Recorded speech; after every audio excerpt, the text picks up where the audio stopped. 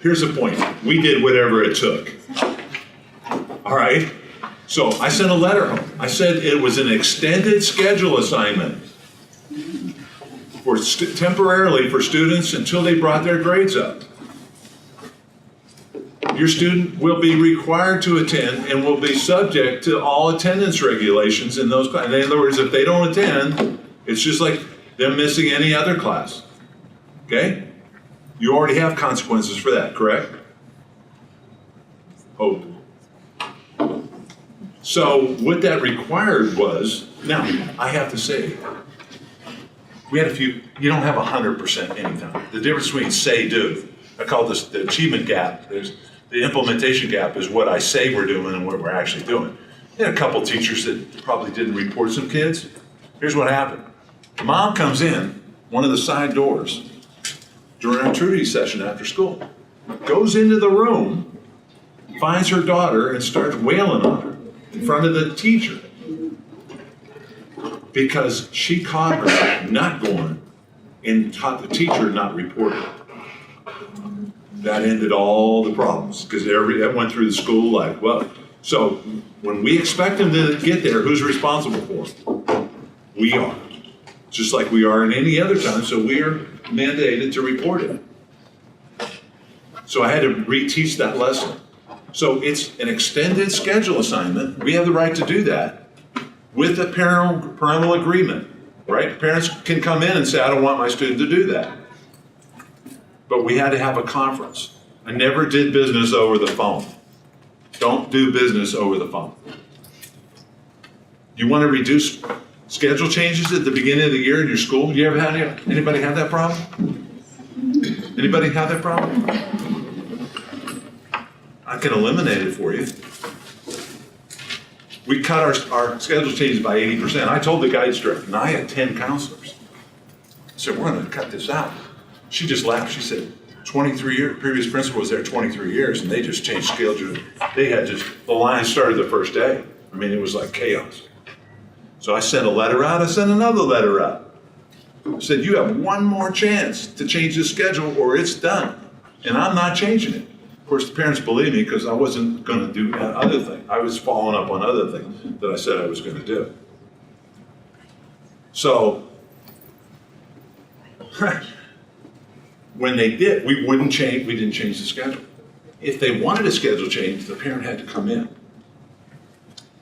And the kids could cry and wail at the dinner table and get their parent to sign a piece of paper. But they can cry and wail at the dinner table and their parents not coming in, leaving work to come in and change that class. So we just didn't do business over the phone. So you want a little secret? Don't change schedules over the phone. That's a contract between you and your parents. It's too important to be left to chance. It's that child's future. That was my explanation, and I believe it. We'll change your schedule. Come on, we'll consider it if you come in and talk to us. Now, how many conferences do we have to have? Not very many at all. The word got out pretty quick. So that's how we did it. So you learn things. I just wasn't willing to, I'm just kind of person that's not willing to accept things just because that's the way they are. I'm just kind of saying, why can't it get better? You know, why not? I wouldn't say, I'm saying very traditional, but some people in central office thought I was kind of like a maverick. I wasn't popular in the central office because sometimes I wouldn't break the rules, but I kind of made some things up. Although they ended up adopting everything, they adopted that. We had a gang warning letter that we used. Anybody have a gang problem? We had a gang warning letter we used when the conference brought the parent in, gave the parent the letter, said next time, if there's no second chance, we're going for, your son or daughter's engaged in an organized criminal conspiracy. Here's the evidence, put it in the letter. If you do it, we're going to request an expulsion. And problems start going away immediately. So if you're willing to take a stand on some things, the problem starts to get better. But it's our own ambivalence that creates more people taking risks around situations that we don't want them taking risks around. Does that make sense to you? Okay, so I had to make a stand on that. Any other questions? That was a great, yes? So if the parents didn't do a schedule change, then it would be counted against them if the kid just didn't show up for it, like just regular attendance, correct? We just didn't change it over the phone or through a note. Right, but let's say the parent didn't come in and the student was not showing up for the after school. Oh, well, the student's gonna show up because we're gonna follow up with the student. I mean, there's a consequence for that. And that's what I'm asking, like, what were the consequences? Well, we had a progression. You know, we had anywhere from cafeteria duty to after-school lunch detention, after-school detention, Saturday school, in-school suspension. So we went through a progression. We didn't suspend students, for example, for not coming to school. That doesn't make any sense at all. You're not coming to school, so I'm suspending you from school. We didn't do that. We did require the parents to come in for a conference on attendance. So we talked about this in the lab. We had the problem, the attendance. How many are trying to improve attendance? So we had the problem, and we owned it. Whose problem should it be? It should be the parents' problem, correct? So we have to get the problem to the parents. So when I went to T.C. Williams, of course, we're inner city school, big school. We're going to have parent conference. Oh, they're not for attendance, for tardiness to class. So we drew the line ahead of cutting class. Now we're late to class. You have to have a tardy conference. Parents are never going to come in. All we're going to be doing is sitting in conference. Guess what happened?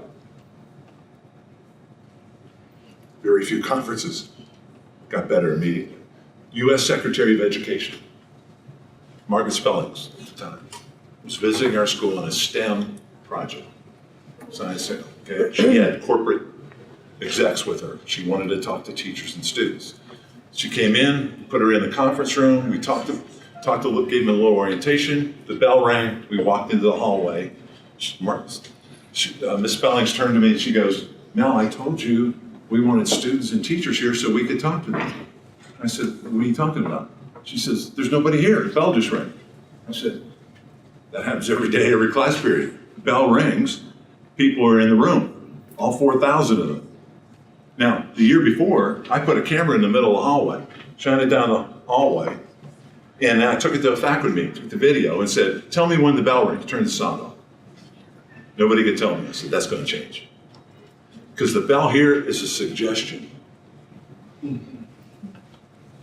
Right? They had an expectation that they were going to go to the restroom every class, every 90-minute block. They were going to use the restroom at least once. Some teachers even wanted to take breaks in the middle of the block. So, I mean, it was the Wild West. And so we had to improve things dramatically in that respect. And they did. They did. But people, if you don't have any expectations, nobody's going to live up to them. I mean, we had a clear set of it, and we helped people reach them. It was a positive environment.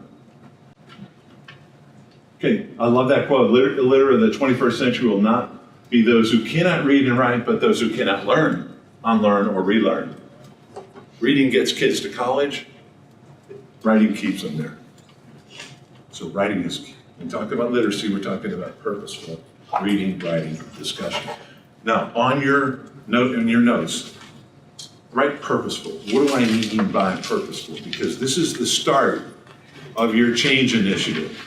We have to have purposeful activities in every class every day. Everything a teacher does should be done with a purpose. So when I walk into a classroom and the lights are out in the classroom, I'm going to ask the teacher what? What's the purpose? What's your purpose? Oh, I always turn them off? Well, what happens when you turn the lights down? If I turn them down right now, what would happen to you'd start to struggle, right? Now, there's sometimes we want to calm people down, correct? So we use it with intent. There's a purpose. Purposeful activity, Mike Schmoker is one that coined that term, purposeful. And I went up to him after he did a presentation. I said, "Mike, What do you mean by purposeful? He said, well, it has purpose. I said, let me give you a suggestion. It's something we can check on. Some visible evidence or something, all right? So he said, I'm going to use it. I said, go ahead. So let's take the most misused instructional strategy at high school. What is the most misused instructional approach, tool, strategy in your opinion?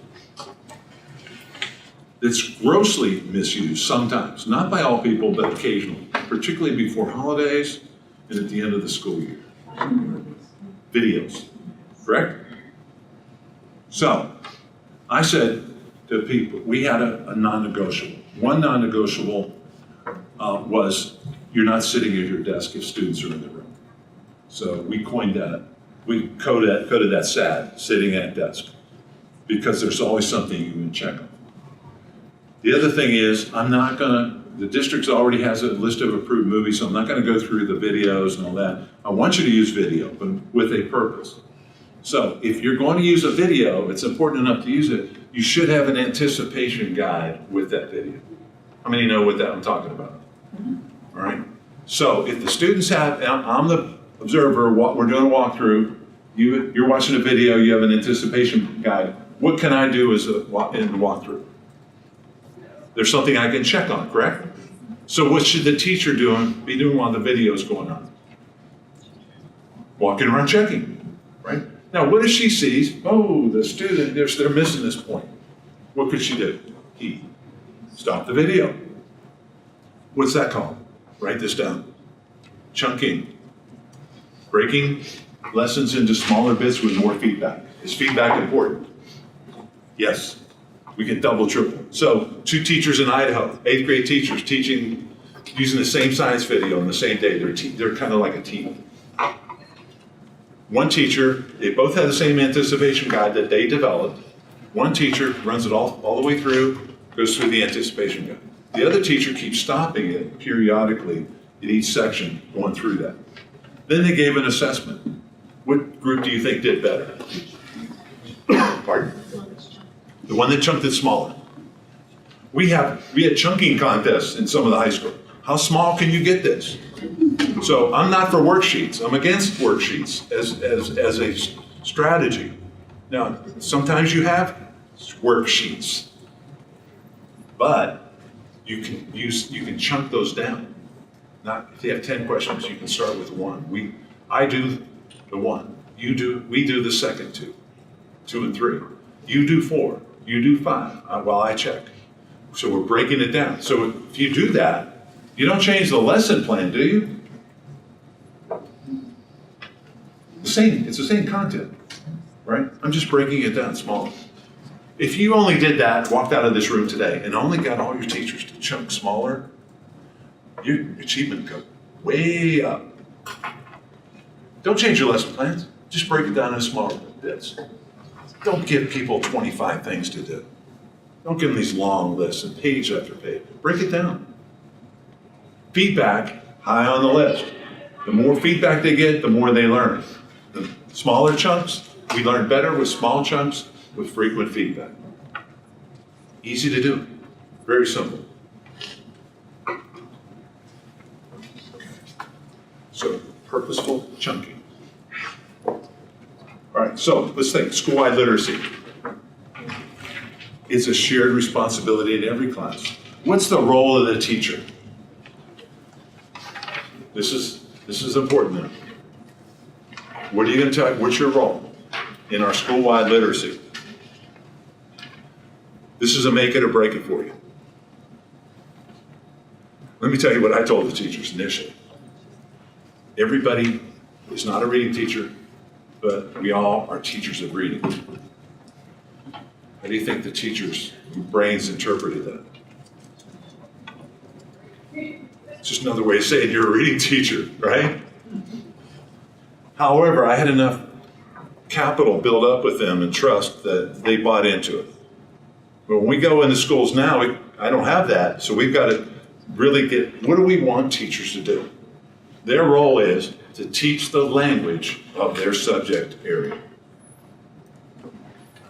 All you have to do, you teach how to read, write, discuss, like a scientist, like a historian, like a novelist, whatever subject you're in. And they're going to say, I already do that. And I said, right, we told you this wasn't going to be that hard.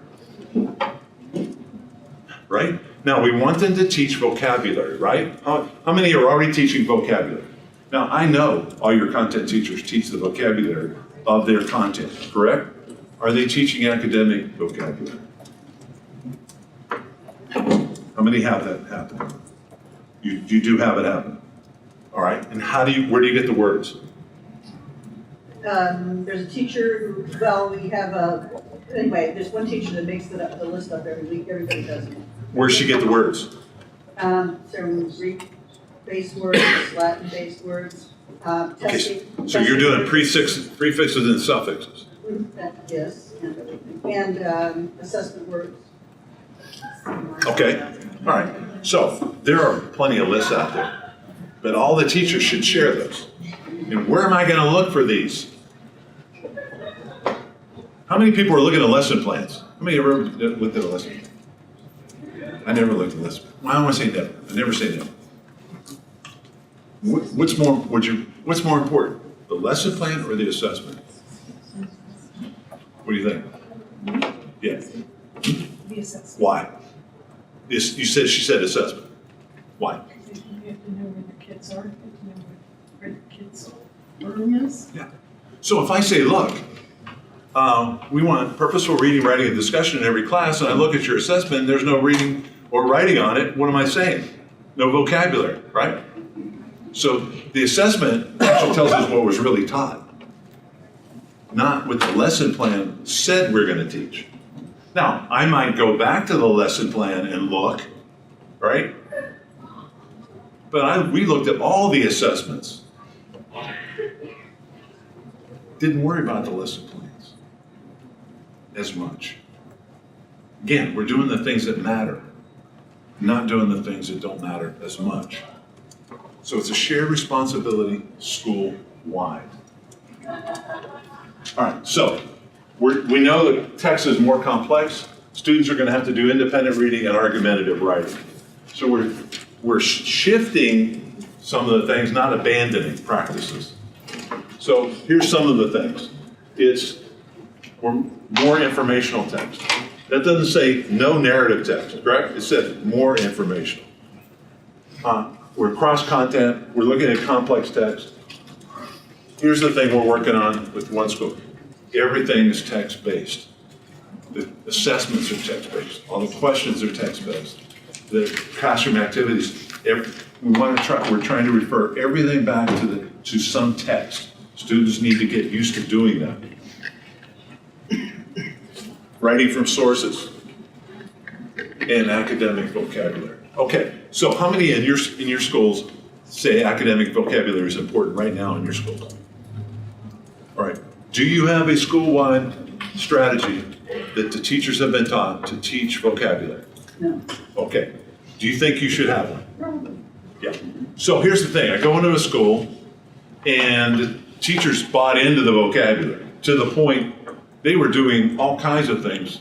For example, one science teacher was teaching it from an Excel spreadsheet.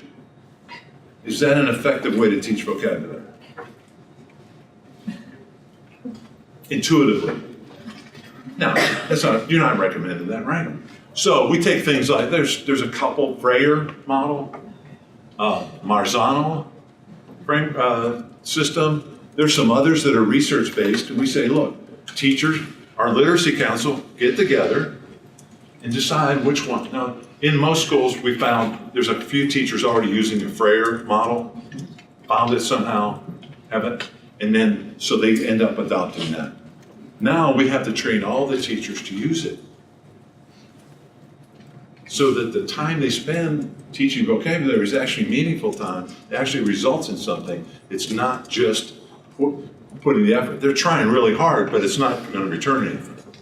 They're not going to see any results. So, put on your list, put a star beside it. School-wide vocabulary strategy. So I'll go into the principal, we'll look at their, and I could tell you, if you're in a school like our school and the schools I've been working with, vocabulary is going to be a big part of your early gains. That's where you're going to make big gains early. Long term, it's about comprehension and fluency. So you're going to have, you buy yourself a little time to build capacity up in your teachers at high school level.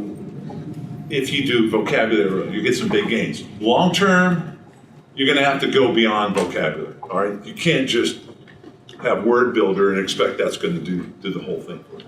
You understand? Everybody understand that? All right. So you need a strategy, pick a strategy, implement the strategy consistently throughout your whole school. So everybody knows it. All right? You should have that.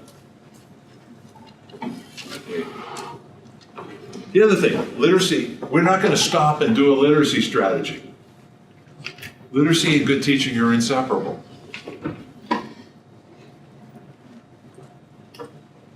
We're not going to stop and do a vocabulary. It's normal part of every lesson.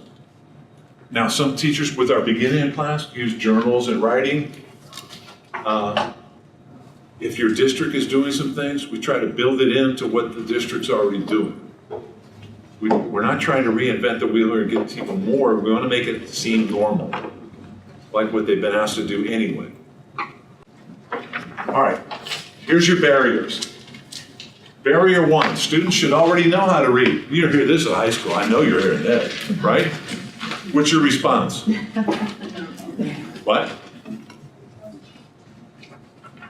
What are you saying? Because this is, if you don't get beyond this, it's over. There's 3 barriers I'm going to go through right here, and if you get stuck on any one of them, you're dead in the water. You're not going to get anything going. Number 1, this is, by the way, in your handouts. What are you saying? They should already know how to read. All right, let me help you. First, with a few exceptions, students are functionally literate. They just can't read academically proficient, all right? You're reading at 5th grade level, that's functionally literate.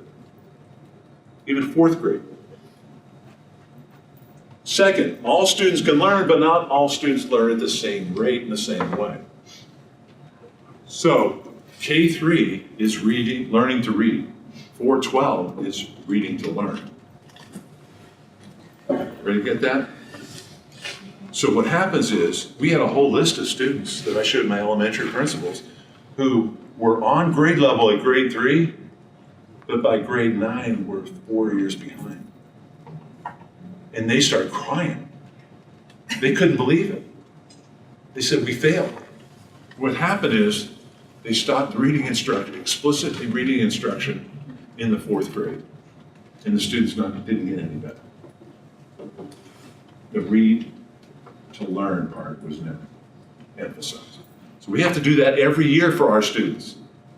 Every year, not some of the time, in every class.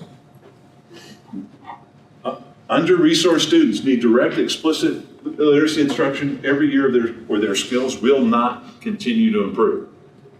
That's got to be embedded in your brain. Finally, literacy instruction is not just for struggling learners. Even our best students need to improve. I can't tell you, that one student, that example I gave you, the student was reading about 1,200 lexile, that was good. Now, put her at 1,600, now she's getting scholarships. Here's why. Yeah, so the parent asked me, look, my son got a really good SAT score, preliminary. Counselor says, he didn't need to take the prep course you're offering. And I don't want to drive him from crew practice every day. She said, what would you do? I said, my son, everything makes a difference. I think it's worth it. So she brings him every day. He gets a perfect SAT score. Now, what do you think that means? When you get a perfect score. That means you go to University of Chicago on a full scholarship and you become a surgeon. That's what it means. Other than that, and the person you marry, and where you live, and all the other, it doesn't really matter, does it?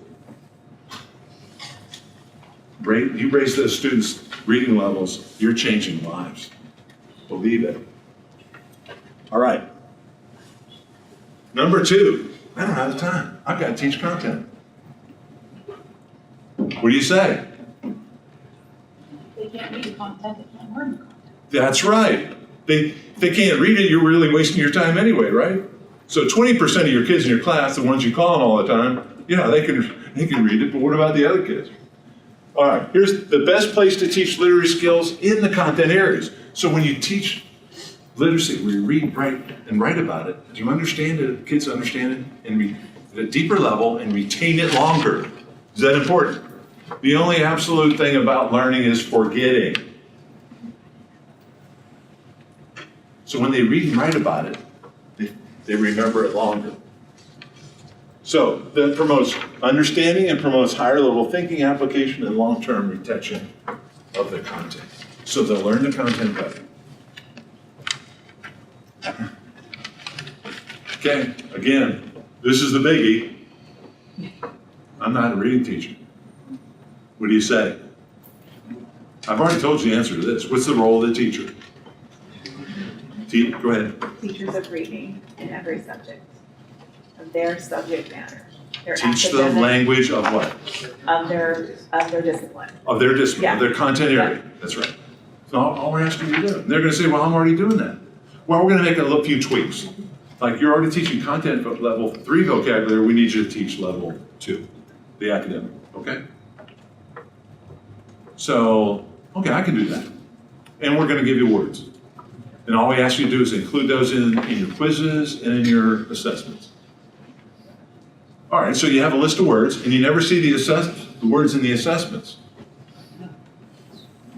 on their tests. You want to see them, don't you? Okay, so that means you got to check the assessments. Real important. Those 3 barriers, you've got to get over them and be upfront with people. We're going to actually save you time. Your kids are going to learn at a deeper level. And more importantly, you're going to see progress in your students. How many have some type of literacy council or literacy leadership team or school leadership team? Whatever you call it. You've got to have teacher leaders. Now, the teacher, anybody on a literacy council or on a team like that? You're the test pilots. So you try everything out that we talk about first before anybody else tries it out. And that's the kind of person you want people that are willing to try things out. And if it doesn't work, what are we going to do? Do something else. All right, we want to analyze data. Number 1, we want to look at how many of your students are what data level. Let me show you an example here. We'll come back to that.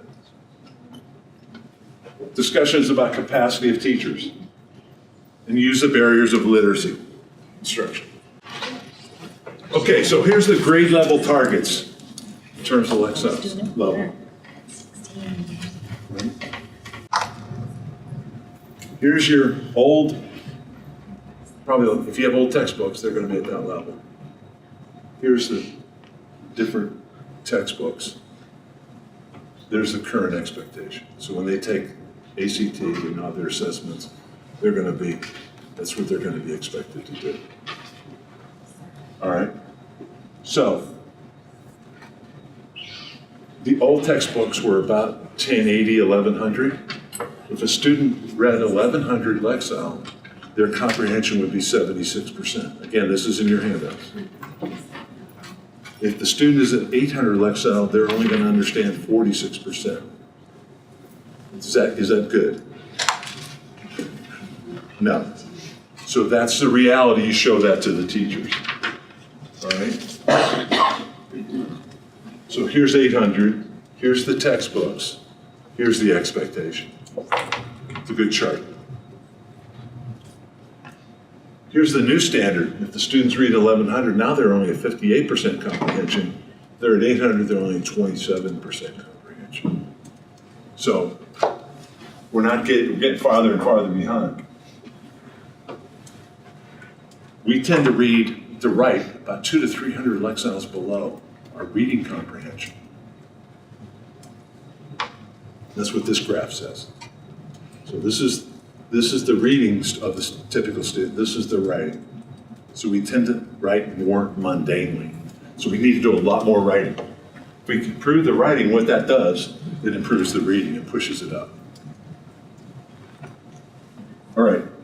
here's the other thing. We speak below the ability of our students to understand us.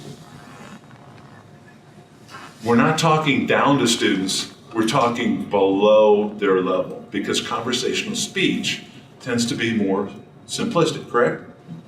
So this was driving our read alouds. This is why we did read alouds. We have to expose our under-resourced kids to more complex text in a variety of ways. And teachers reading, like a science teacher reading a paragraph or two or an abstract from a science journal, and asking students what that means, interpretation, going through that with students. That would be an example. We have to expose them. If we don't do it, who's going to do it? Who's next? We're it. It's not going to happen at home. 70% of our students in grades 4 through 12 are low achieving writers. Now, let's go back. Are we going to blame the kids? We don't do a lot of writing. We have to do more writing. In the handouts, there's an article by Mike Schmoker, Write More, Grade Less. Do you think your teachers would be interested in that? That's why it's in there. We're trying to help you overcome known barriers to implementing this. So we know where you're going to trip up. Teachers are going to say, I don't have time to grade that. So we know that it strengthens their comprehension of text. Writing about what they read improves their comprehension. So we need to do more informational and nonfiction writing. That doesn't mean we stop doing fiction, right? It just means we do more of it. Now, let's talk about how we're going to implement this, where we're going to start. And again, I'm just moving through things. I have like 3 days here, so we're hitting highlights. So, want to improve student achievement, here's what I've learned. We're going to have to have a literacy initiative. If you have under-resourced kids, you're going to have to do that. To do that, you're going to have to improve teaching. So what I found out was that going through the back door, as we got more and more into literacy, that we actually had to improve instruction, the classroom teaching. The culture of your school is what happens when the classroom door closes and nobody's looking. That's the key. So we know schools are really similar, no matter where. You wouldn't see this. I go all over, very similar. It's similar problems. We have to reduce the variation in teacher quality. If you're at how many are at the district level? All right, here's what you got to do. You want to improve student performance in your district, you have to reduce the variation in teacher quality, not between schools, but within individual schools. That's what the research shows. The difference in teacher quality within a building is far greater than if you compare it between schools. I could give you the percentages and the distance and all that, but that's what you have to. Now, are you going to do that by bringing the top down, making the teachers worse, or making the other teachers better? Right. Can't have a great school with below average teachers. So the framework that we implement, that's instructional frameworks, include the essential things that teachers need to do. They must do it every day that make the most difference with students learning. They can do other things. These are the things they have to do before they do the other things.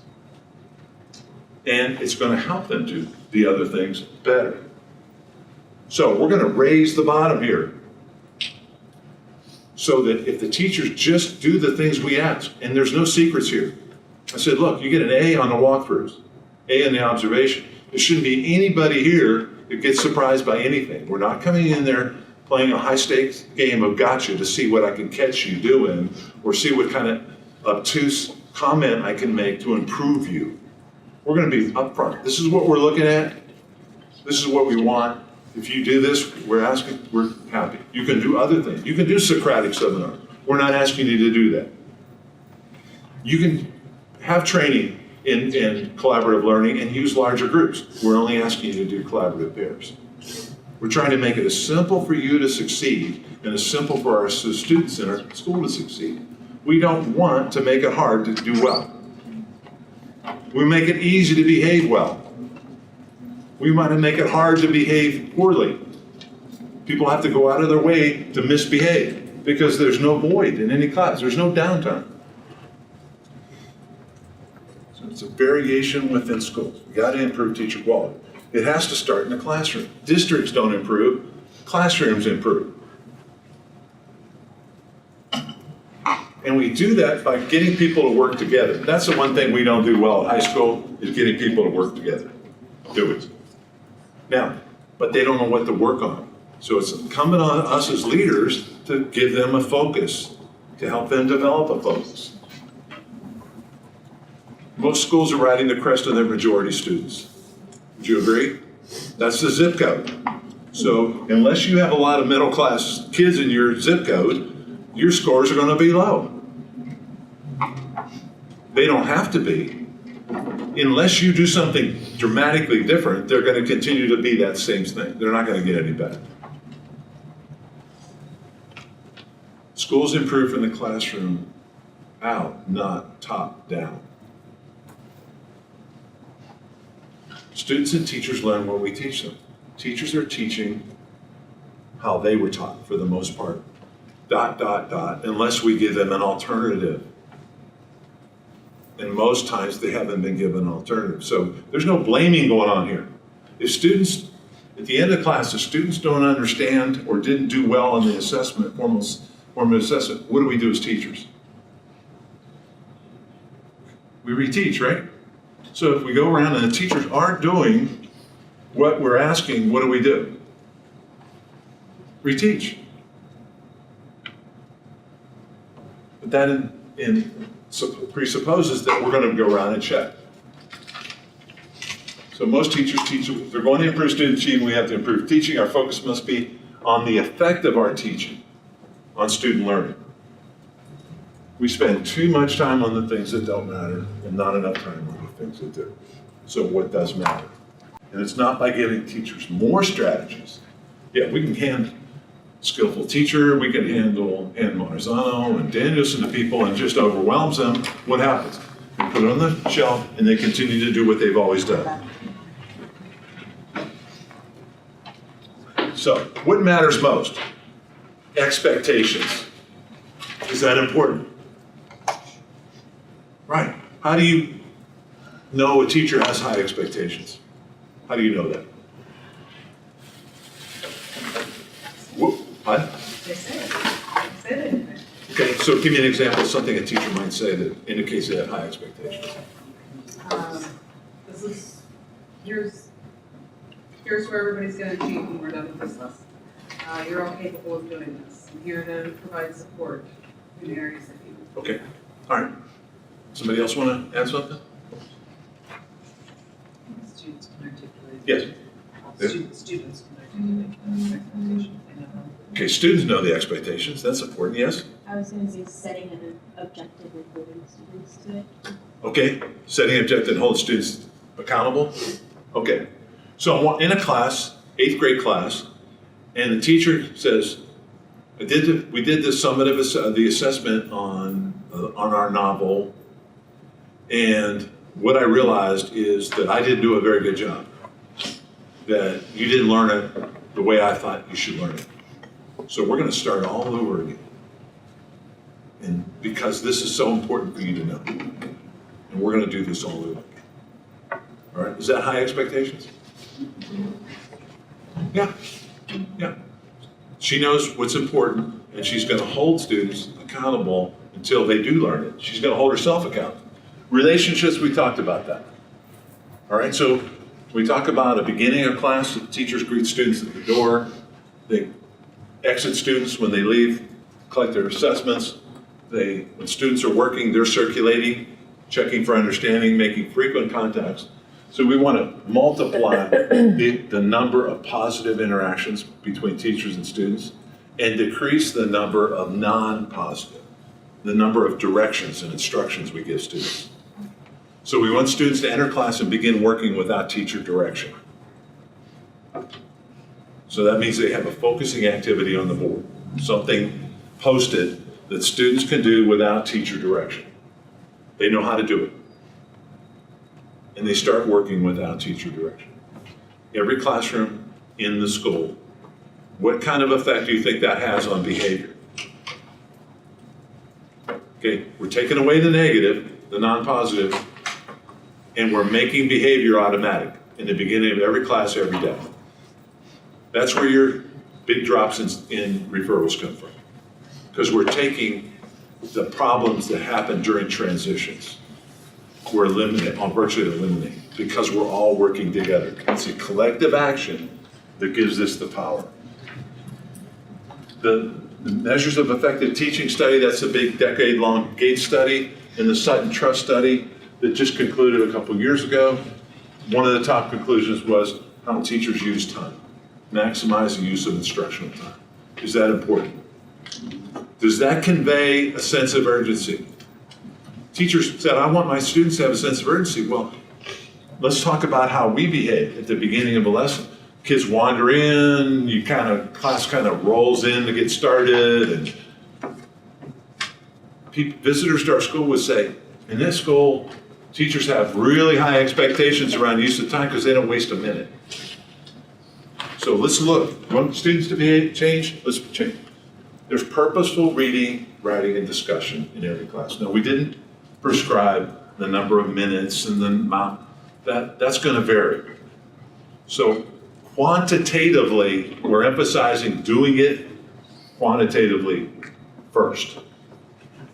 We work on quality forever. For example, let's say we want an essential question as part of posted on the board related to a standard that you're teaching. Well, there are books written on essential questions. We could spend a year on essential questions. We may choose to do that at some point. Right now, we want an essential question. We'll work on the quality later on. When everybody's working together, the collective action has a really positive effect. It doesn't have to be perfect. Okay. A formative assessment at the end of some type of retrieval practice activity that takes students and requires them to take what they've learned in the lesson and do something with it. So mastery is not only knowing. When I was in school, it was knowing. Now it's knowing and doing what? Applying. So we've changed the definition of mastery, evolved that. So that informs as a teacher, informs my instruction, focuses my review, and targets remediation efforts. Kids aren't knowing. So I know what to do next. Now, the neuroscientists have found if you do some type of activity like that at the end of class, you can improve retention of the lesson by up to 50%. Let me repeat that. Is retention of what you taught important to you? If I could say up to 50%, would you be interested? So I tell the teachers, look, now that you know it, it's malpractice if you don't do it. Why'd you not do that? Now, what stops people from doing a closure activity at the end of class? Why would we go through a school where every teacher says, I know it's important, I know why to do it, but I just didn't do it because I what? What? You ran out of time? Lost track of time. So we had a whole school, just like principal was up, just like pulling his hair out. What the heck? I know they want to do it. So I said, let's go back and talk to the teachers. Everyone said the same thing in almost exactly the same words. I know it's important, I just keep losing track of time. So we get to the PD session with them, and what do? We look, no. Do we want teachers watching the clock? No. So could they get somebody to watch the clock for them? Like a what? Timekeeper. So he said, okay, we're going to try this. Everybody has a timekeeper. Let's see how it works. Next time we go back, guess what? Everybody's doing closure because they have a timekeeper. So that's an issue of practice that we know people are going to run into. People are going to even buy into it and know they want to do it and be disappointed because they're not doing it, but they lose track of time. Feedback is important. So when we want to increase the amount of feedback, if the teachers, like I'm doing today, doing most of the work, talking all the time, doing all the talking, we want students doing more of the work. When the students are working in pairs now, Why do we say pairs? Who would guess? Yeah. Increase conversation. Okay, you increase the amount of participation. It requires less teacher time, less teacher training. I taught cooperative learning at graduate level. It takes time to develop the skills. And it takes time. And it's a positive thing. It's also harder to manage time. The larger the group, the harder it is for the teacher to manage time. And what do we say about group time? About 80% is wasted. So we want to make the most. So start with pairs. If you've had other training, fine. You can use more. This is our expectation. You don't have to do that. You can do more. So you're in collaborative pairs. When the kids are working, what's the teacher doing? Using what? Movement and proximity to increase engagement. All right, those two things. Write that down. Movement and proximity increase engagement. So how many of you ever just, students getting off task, they just walk over and stand by the student? Huh? Does it work? Sure it does. Better yet, stand behind somebody. They don't like that. They get uncomfortable. They want you to get out of there real fast. Movement and proximity to increase engagement. We have a strategy we call it's Fred H. Jones, Frederick H. Jones, praise, prompt, and lead. So you walk in and say, okay, you're on step one, go to step two, do this, and I'll be back. You're not reteaching, you're keeping on task. Your job is to circulate around the room, see as many people. Now, what happens if you start seeing a pattern of people not understanding something? What do? Stop and reteach. That's also a way to chunk. Don't let people get down the road on a big project with lots of questions and not understand it. So you need to get around to find out. So praise, prompt, and lead. That's when the students are working. What about, all right, we talked about chunking. Any questions on chunking? All right, here we go. What about when the teacher's leading the discussion? So there's only two things that can happen in the body of the lesson. Students are working, teachers leading. That's the only two. What else can happen? What else? That's about it, isn't it? Students are doing work, collaborating, or working independently, teachers leading. Right? Engagement. We want to engage them. What is OTR? Anybody guess what OTR means? Opportunities to respond. Good. You said that. Very good. So, one of the things that really improves engagement and relationships is when the teacher gives more opportunities for kids to respond. So how do you do that? Teachers leading that. They're not in groups, they're not collaborating. What's the strategy we use? We have one strategy, one main strategy we're going to use. There are a lot of ways to do this. There's one that works. Anybody know what it is? It's in Teach Like a Champion. And Doug Lemoff said it's the one strategy he would use if he had in terms of engagement. Would be no opt-out. No opt-out is part of it. That's good. We'll explain that in a second. Cold call, which is random calling on students. In your classroom, every student should have an expectation they could be called on at any time. All the time. And ready to respond.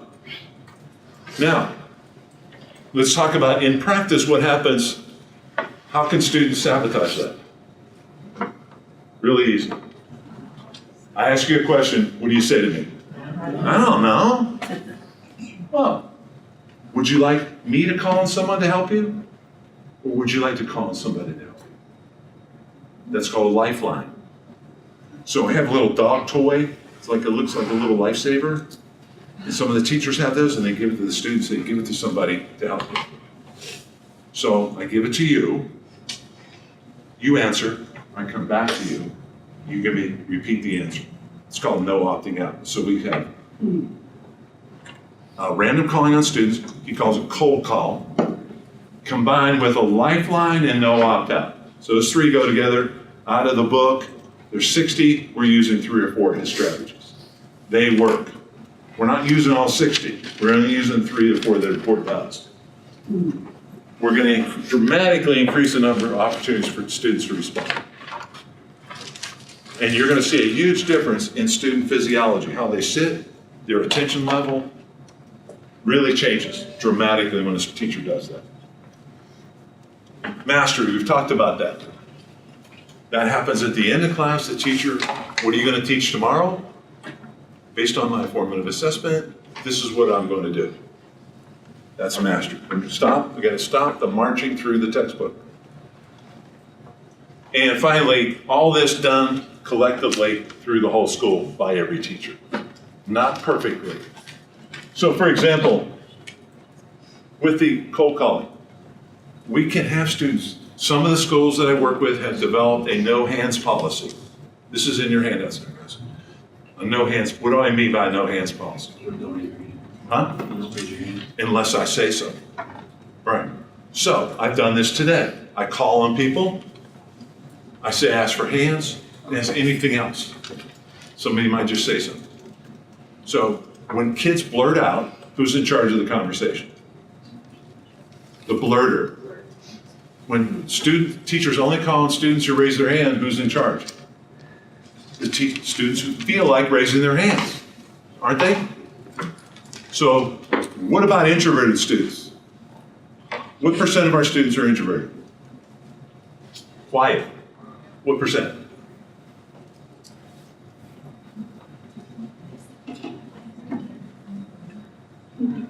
Huh? 75.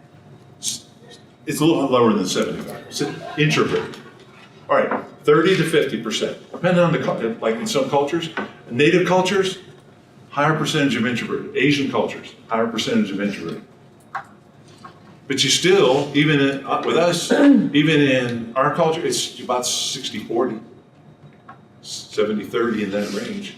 So that means you're systematically excluding a large number of kids just because they have a different personality style. If you're allowing kids just to respond by blurting out or raising their hand. My son was one of those. And a teacher would not even know who he was at back to school time. Because I knew she wasn't randomly calling on students. I knew she wasn't doing that. She was just taking the easy way out and allowing kids, just calling on kids who she thought knew the answer. Well, it turns out he knew all the answers because he got A's on all the tests. Well, he doesn't participate. Well, who's in charge here? Who's in charge of who's driving the bus in this classroom? So we're going to put the teacher driving the bus. That's what this does. Let's talk about what the framework consists of. The 4 things you have to do every day. 1, you have to have a consistent beginning of class, a focusing activity. How do you focus kids at the beginning of your class? You could call it a do now, bell ringer, bell work, bell in, starter.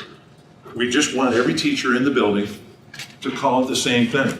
Why? So the students know what it is. It's about consistency here. Teacher greets students at the door with a smile. Students enter and begin working without teacher direction.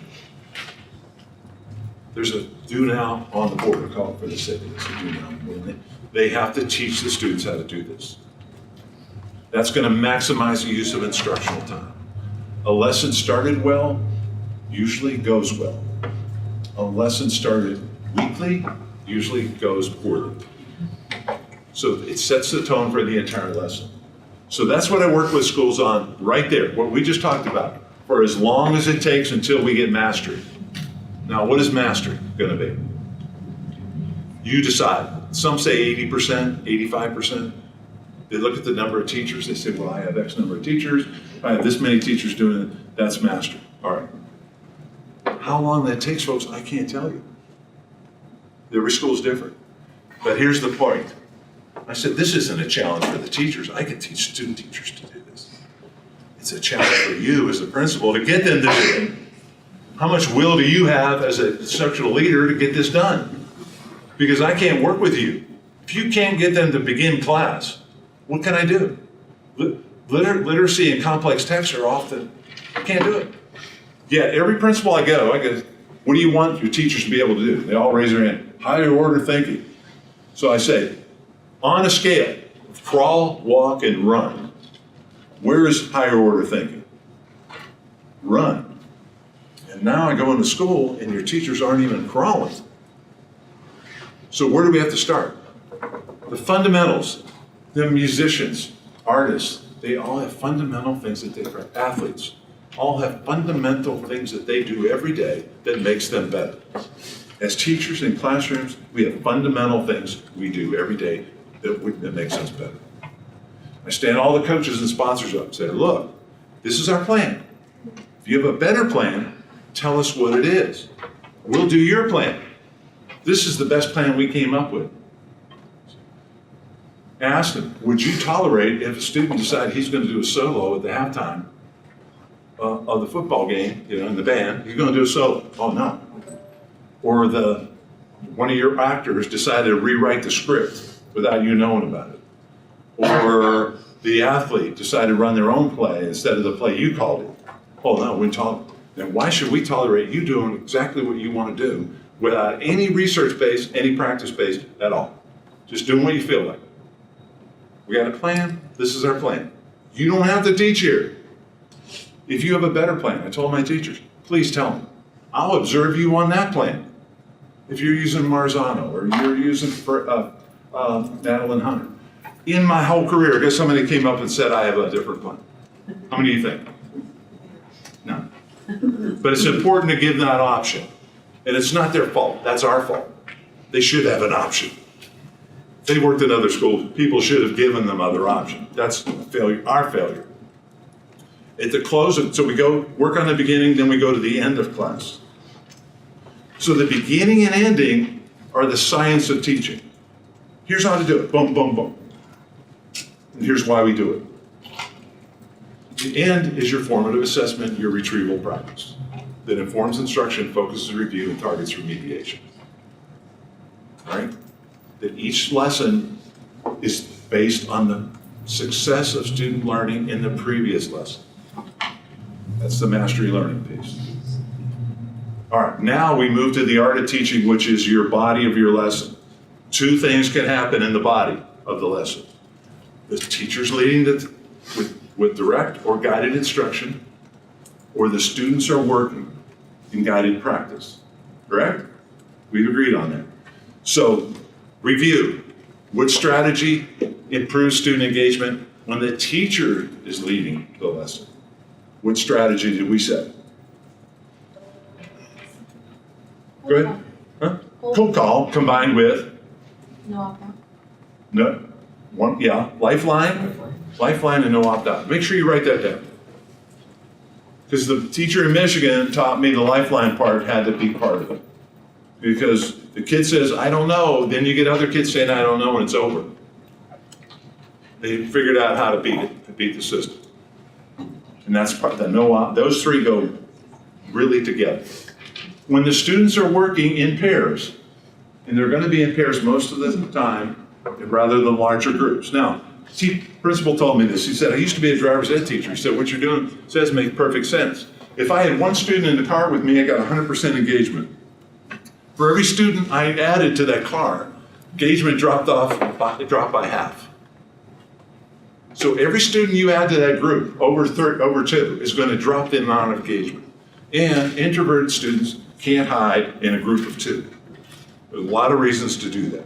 Plus, as a teacher, I can divide into A and B, and I can say, you talk, you listen, you listen, you talk, that kind of thing. I can really manage the time. I can get them collaborating and manage the time. And I can't do that as easily in a group of four, even though I've been trained in cooperative learning. So what's the strategy the teacher uses when the students are working? What do we call that? Praise, prompt, and lead. So if you look any of those up, if you Google praise, prompt, and lead, you're going to find them. There's nothing here that isn't practical and makes sense. It's not, there's no things that it's the application in one sequence that makes the difference. The most important part of the lesson for behavior is the beginning. The most important part of the lesson for learning is the end.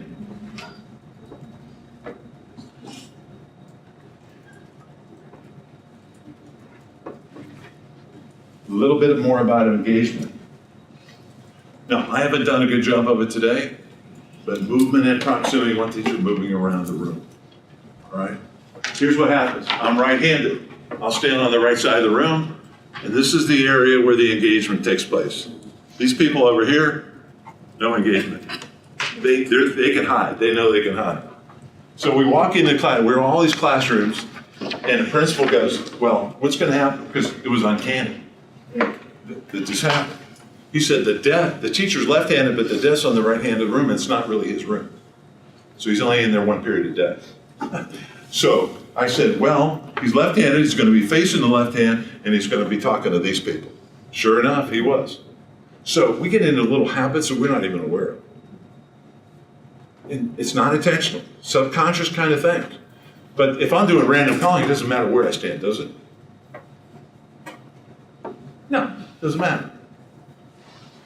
It really doesn't matter. We like teachers to be moving around. That's a good thing. Now, so that's the fundamentals. Now, so we go from the beginning first. We get mastery in the school. How long does that take?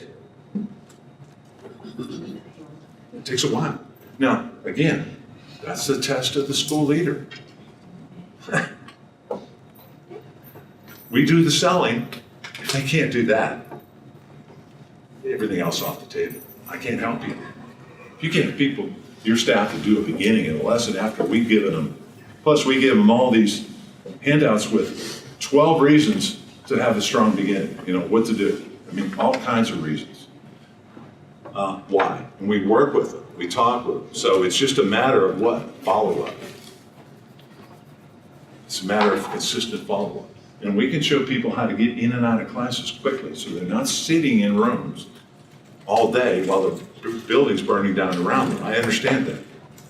So here, let me give an example. At the end of class, so a principal and I were in a middle school in Hardin, Montana. We had about 15 classrooms down a long hallway. So right about 10 minutes before the end of class, 10 minutes, we walked down, we wanted to see in and out of every classroom to see who was doing a closure activity. All right? We get to the end, then the bell rings, we stand there, look the other way down the hall, watch the teacher stand at the door. And then we go up the hallway and check on the opening. Then we stay in one or two classrooms for about 10 minutes. So we hit maybe a dozen classrooms within about 20 minutes, 25 minutes at max. We've been in. One teacher said to me, this math class, the teacher is sitting at her desk. And the students that wanted help had to come up and get help from her. Well, what was happening to the students right there? They're talking about, looking at their phones, talking. So I'm in and out of there. In 15 minutes, we were in and out of her room about 6 times. Finally, she turns to me and she goes, "You're going to give me a complex."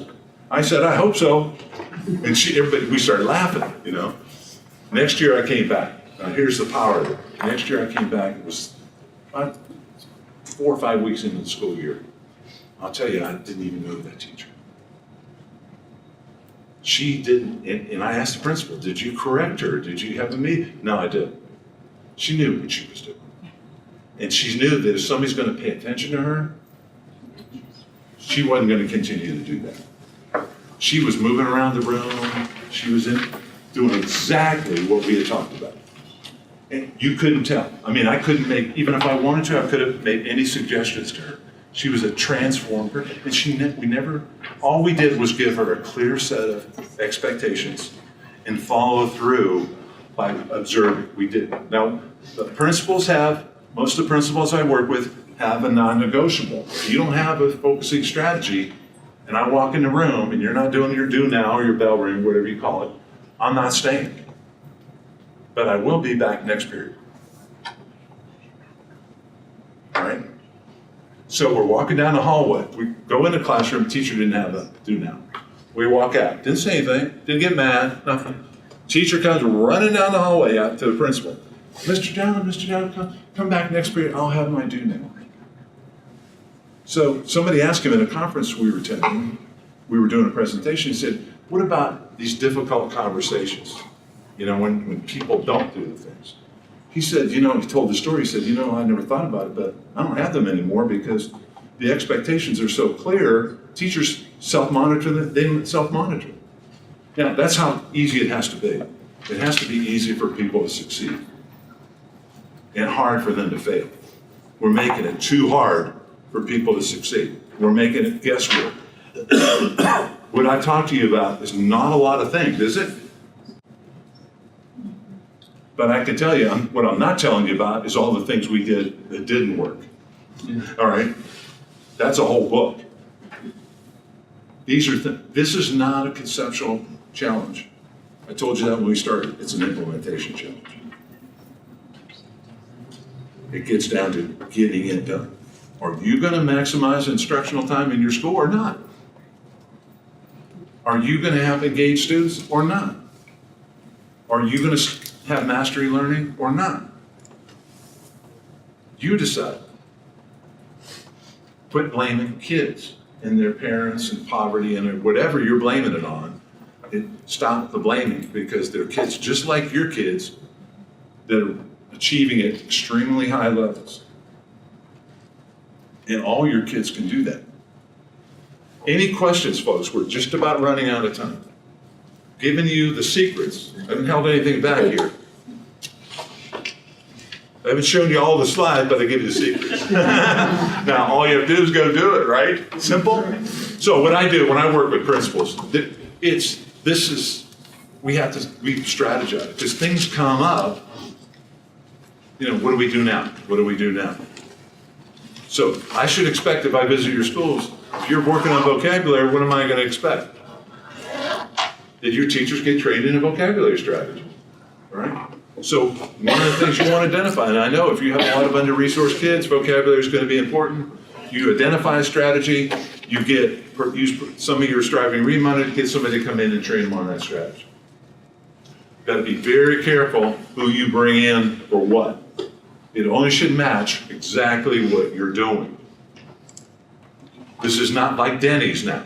You're bringing everybody in. Oh, here's the pancakes, here's the bacon. We got 20 different, we had one school that I showed you, he has consultants bumping into each other. Because he had restructuring money, Title I money, and reading money. So he had consultants. We had to stop it all because it was so confusing to the teacher. They didn't know what was important or not. Got to be simple, and everything you do has to be based on what your plan is. Don't bring people in unless they can help you specifically with what you're working on. Oh yeah, they're entertaining. We don't need to be entertaining anymore. We need to get the job done here. And Some of the kind of newer trends that are kind of taking root are developing innovative high school programs like blended learning, problem-based learning, that kind of Sure. thing. It's not so good, but somewhat new. So I'm wondering where those types of initiatives or trends are kind of fitting in with some of what you might have been. well, again, now teacher's going to be leading or the students are going to be working. All right. So technology, does it make it easier on the teacher or harder? If they use the right way of saying. Well, we had a one-to-one initiative with 4,000 kids. So we had to work with the teachers on how to do that. All right. For example, see the screen. Rule number 1, you got to see the screen. They've got to move around more. They have to have software that enables them to move around digitally. All right. So there's some keys there. But we had paperless classroom project. Think about that. Every student had a laptop. This is an inner city school, paperless classroom project. And the teacher told this U.S. Secretary of Education, I only use paper to simulate the advanced placement test because it's on paper. I only use paper then. So the businesses thought that was spectacular. They want to know how we were doing paperless classrooms. They couldn't do paperless offices. So they started coming in and looking at what we were doing. So yes, that would be an example of what I'm talking about. The idiosyncrasies, what you're working on. So one school in Pennsylvania was using a flipped classroom. So we work with them on that. All right, the same principles apply. You want to engage students, you have to do certain things. It complicates a little bit, but the same principles apply. It's not, we're going back to the Stone Age here and chalk and blackboards and all that. No. So I'm big into technology. it just does put something else in the equation that we have to work on. Okay, any other questions? So everybody's gonna have a vocabulary strategy, right? We're gonna be chunking. Chunking. All right? Anybody have any questions? I'll be available after to answer your individual questions. Thank you, it's been a great group.